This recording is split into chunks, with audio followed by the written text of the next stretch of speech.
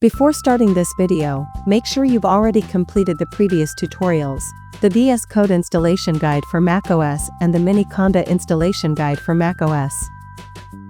Also, flash the new firmware into your ALPACA's Raspberry Pi module.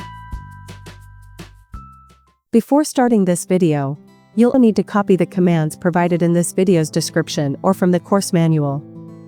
In addition, download the file called requirements.txt. This file is necessary to install the ALPACA kernel. To begin the installation process, open Spotlight by pressing Command plus spacebar, type Terminal. If you have Terminal in recent apps, you can also open it from there. Make sure your terminal is running within mini conda. If it is, you'll see the word base in brackets at the beginning of the first line. If you followed the mini conda tutorial correctly, this should already be working for you. Copy the following command into the terminal window: conda config add channels conda-forge add channels nb_tu delft. Press enter to execute the command. This will add additional package distribution channels, conda-forge and the nbtu delft channel, which contains the ALPACA kernel. Next, we'll create a new environment. Copy the following command into the terminal: conda create an nb2214 file. This command requires the requirements.txt file, so drag and drop the file into the terminal. The file path will appear automatically, just make sure it is enclosed in quotation marks. Press enter to execute. In case you are asked, accept terms of service for additional distribution channels by typing A and confirming with enter. If you encounter any additional prompts or warnings, which may appear due to previous installations, simply type Y and press enter to confirm. It may take some time as conda resolves the environment and all its dependencies. Don't worry, it's working in the background. Once the analysis is complete, you'll see a list of packages to be installed. Press Y and hit enter again to continue. When the environment is created, you'll receive a command to activate it. You can run it directly by typing conda activate nb2214. After pressing enter, you should now see nb2214 in brackets instead of base. This indicates that the environment has been activated successfully. The next step is to register the kernels in Python. Do this by running the following commands one after the other: python m alpaca_kernel install, python m ipykernel install.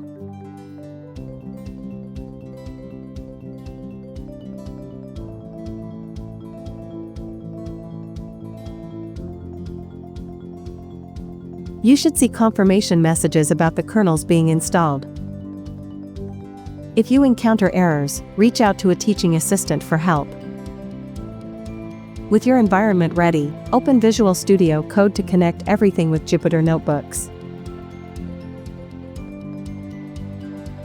Inside VS Code, open the Extensions tab on the left, then install the Python extension by Microsoft and the Jupyter extension, also by Microsoft. Both are extension packs, so they'll install several related tools automatically. That's expected. Once they're installed, open an example notebook file to test the setup. If you're asked if you want to allow untrusted window, click Open since course materials are safe and malware-free. Don't use restricted mode because it disallows extensions and your setup will not work. Be careful to always open files from trusted sources. When the notebook opens, the first step is to select the correct kernel. In the top right corner, click the Select Kernel button. Under Python Environments, choose the new environment you just created. Its name should be nb2214. It will start up and load kernels. Then, go back to the same button. In reopened menu, switch to the Jupyter Kernel tab, and select the ALPACA kernel.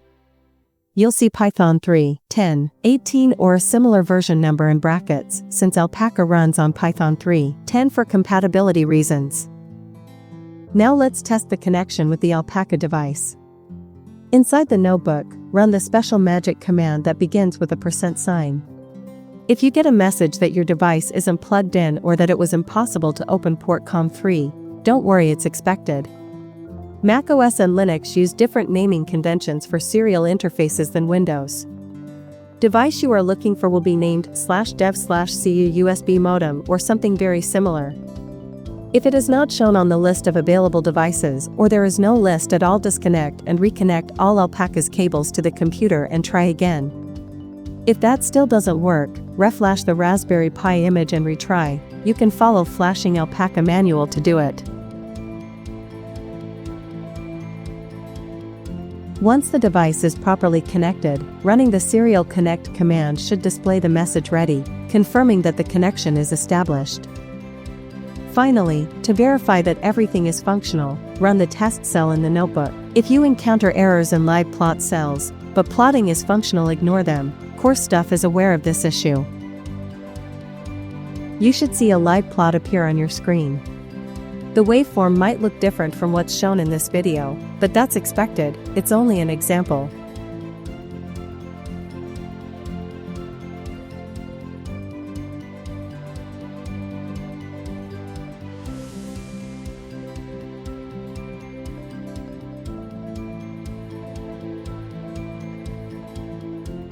Scroll down and test if static plot is functioning correctly too.